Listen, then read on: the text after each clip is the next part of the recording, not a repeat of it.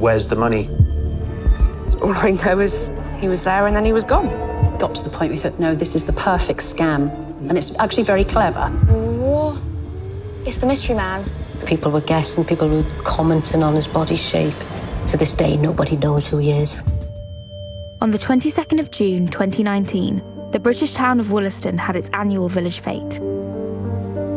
Midway through the day, an unexpected visitor disrupted the event. A mystery man in a morph suit, communicating only through the medium of mime. Very strange. He claimed to be collecting for the local village hall, asking the public to guess his identity for £1. But once he had collected the cash, which included children's pocket money and hard-earned pensions, he climbed into a vintage car and disappeared, never to be seen again. The world is riddled with strange and unsolved mysteries. I've made it my life's work to investigate and crack them once and for all.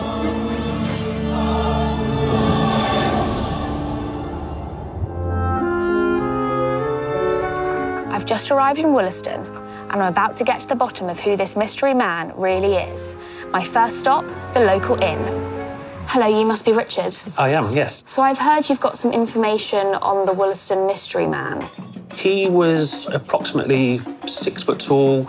He was in quite good shape, actually, to tell you the truth, to be able to wear the one-piece suit. He was only ever doing mimes and actions with his hands.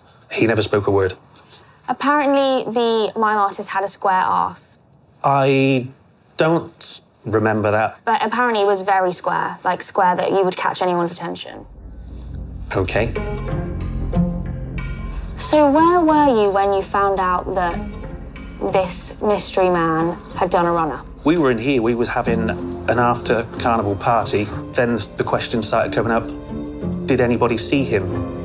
Where's the money? Any ideas of who it could be? No, not at all. So Hal at the Nether End stores, he has actually got him on CCTV. Really? Yes, he has. Nether End stores, here we are. So I've been told you have some CCTV footage of the mystery man. That's right, yes. Can I take a look at it? Yes, of course. What?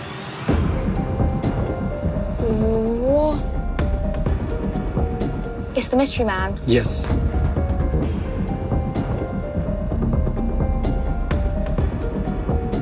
I swore I recognised the hooded man. It looks a bit like Richard from the pub. Is he? It looks a bit like him. But he's not old like the Richard anyway. So you think this guy's older? Yes, definitely yes. Very interesting. Thank you very much. Thank you. The CCTV may have reminded me of the landlord, but the face was unfortunately too obscured to come to any solid conclusions. I needed to get more of an understanding of what really happened that day. I needed to meet the organiser of the village fete. Where was the mystery man last seen? He was last seen at the other end of this alley. Right. I believe he was seen to get into a white car with a female. So the mystery man would have walked this exact path? Yes, yes, indeed. So he would know the town well, he would be aware of the routes to go? Yes. So if you could paint me a picture of what happened that day. At the moment, we're walking across an area where there was one of our two large marquees. He came in the far end, the opposite the end of where we are now, with all the floats, etc., who park up the other end of the football pitch, and then just started to mingle and trying to get people to pay their pound. Can someone vouch for your whereabouts on that day? Oh, yeah, oh, yes. There's loads of photographs. A vintage car, apparently the getaway vehicle of the mystery man. Suspicious. It's interesting you say that because several people have said that they thought it was me. Nobody's yet identified the woman in the car? No. Thank you, I've got a lot to work with.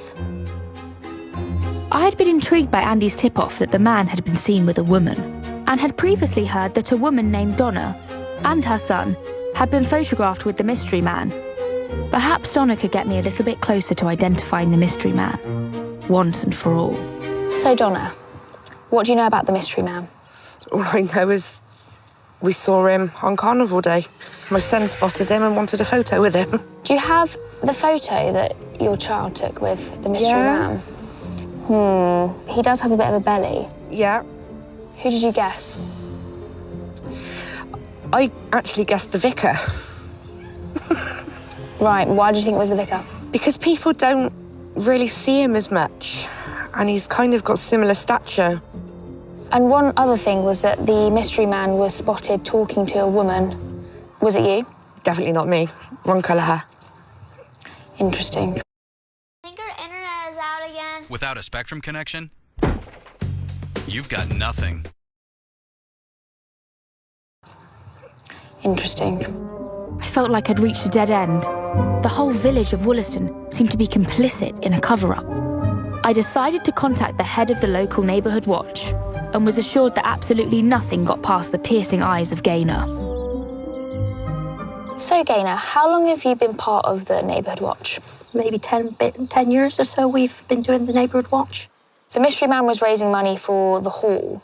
Do you think that potentially there's someone on the committee at the hall that could know more about this or have something to do with this? I heard somebody say that the committee thought it was a marvellous idea, wish they thought of it themselves, you know? Well, suspicious. Well, you just don't know, do we? Well, hopefully I'll be able to find some kind of answer for you. That'd be nice.